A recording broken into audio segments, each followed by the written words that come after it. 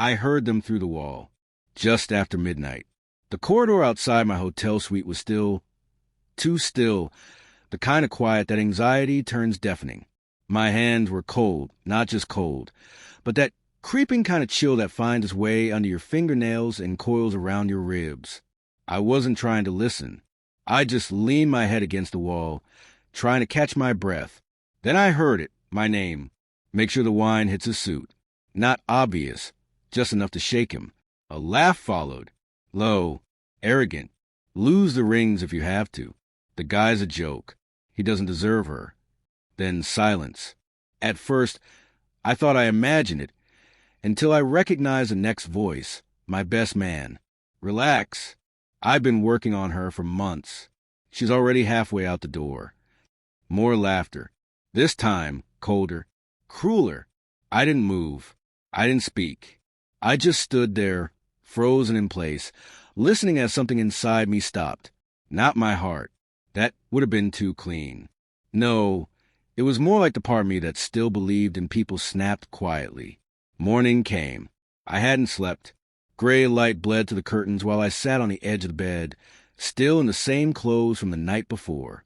I stared at the wall where I'd heard their voices, as if it might confess more secrets. He doesn't deserve her. I thought about her. The smile she gave when no one else was looking. How seriously she took the playlist.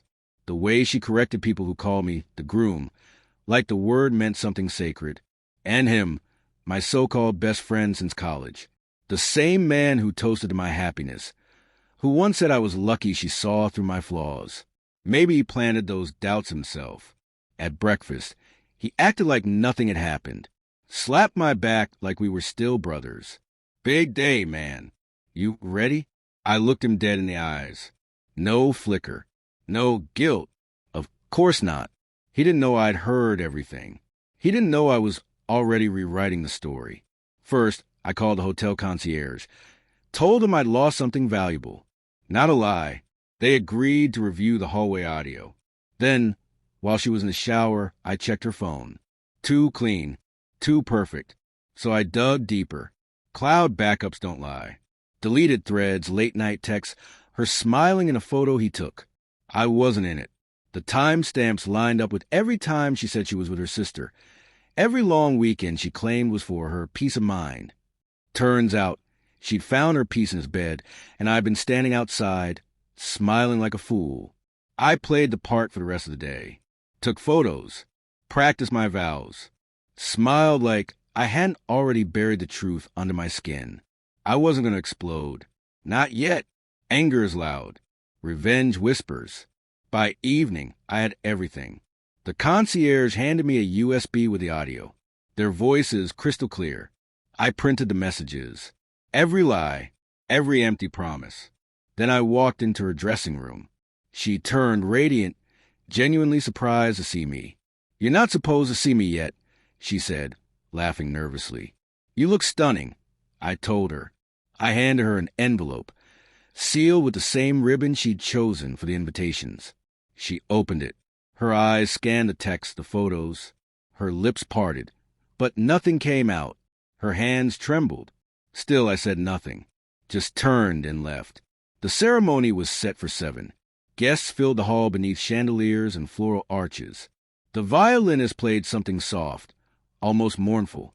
At 7:25, I stepped onto the altar alone. The best man joined me, faking confusion. "Where is she?" I handed him the mic. "You always wanted center stage. Go ahead." He blinked. "What?" I stepped aside. A screen lit up behind us. One by one, text, photos, dates, audio clips. The truth laid bare for everyone to see. A ripple of gasps. Some people looked away. Others stared in shock. He dropped the mic. "Wait, this isn't..." I leaned in close, just enough for him to hear. "You're not even worth the punchline." And I walked away, right down the center aisle, past the flowers, the guests, the ruins. I didn't look back. I didn't pack. Didn't take the tux, the rings, the photos. Let them keep it all. Props in a play that never meant anything. I drove until the lights of the city disappeared behind me. The silence felt different now. Not hollow, Clean. I didn't cry, didn't scream, just kept driving, watching the road split the darkness ahead. You don't grieve what never belonged to you. And some endings are more honest when they shatter beautifully.